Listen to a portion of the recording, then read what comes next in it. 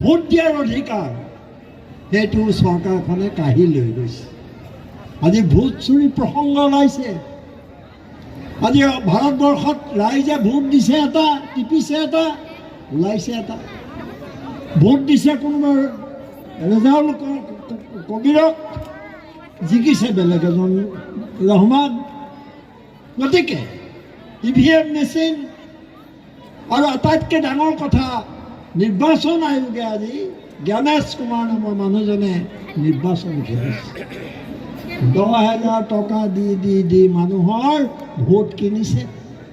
নিৰ্বাচনৰ আগদিনা উপঢৌকন দিছে, আপোনালোকলৈ আহিব এনেকুৱা সময়, 10,000 কাৰণে ৰৈ থাকক।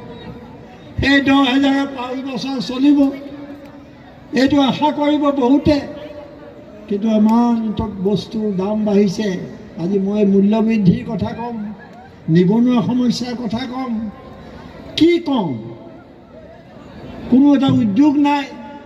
মই এটা বাক্য শেষত কৈছোঁ যে মুখ্যমন্ত্ৰীগৰাকীৰ যদি আপুনি 15 দিনৰ বক্তৃতা শুনে, কথা শুনে, তেওঁতো ওলাই থাকে, টিভিত ওলাই থাকিব লাগে, কাগজত বিজ্ঞাপন ওলাই থাকিব লাগে, বিজ্ঞাপনৰ চৰকাৰ। তেওঁৰ কথাবোৰ শুনিলে আপোনালোকে দেখিব যে তেওঁ কথাবোৰ চালে দেখিব যে ৰাইজৰ সমস্যা, ৰাজ্যখনৰ উন্নয়ন, প্ৰগতি, সংহতি, এইবোৰ কথা একো নাই। কেৱল ঘৃণা ঘৃণা ঘৃণা আৰু বিভাজন বিদ্বেষ। এইখন সমাজ নিকা কৰাত আমাৰ যুৱকসকলে এটা ভূমিকা ল'ব লাগিব। কাৰণ যুৱকই এতিয়া আটাইতকৈ ডাঙৰ শক্তি।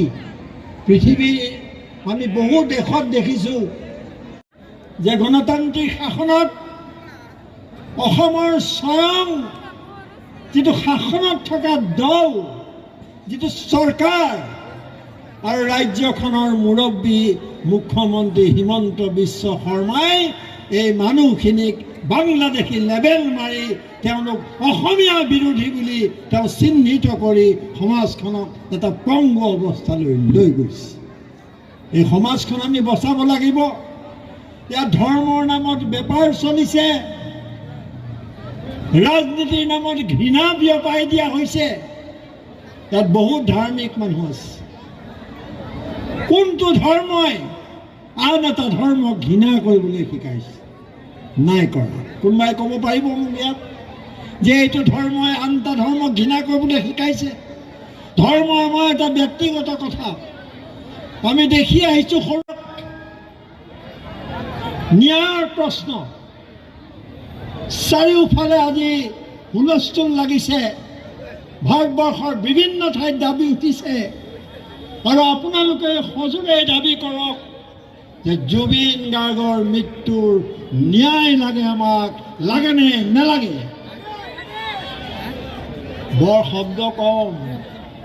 মই আচৰিত হৈছোঁ এইটো অঞ্চলৰ মানুহৰ শব্দবোৰ কিয় ইমান ঢিলা। জুবিন গাৰ্গৰ ন্যায় আমাক লাগেনে নালাগে? এনেকুৱা হ'ব লাগে।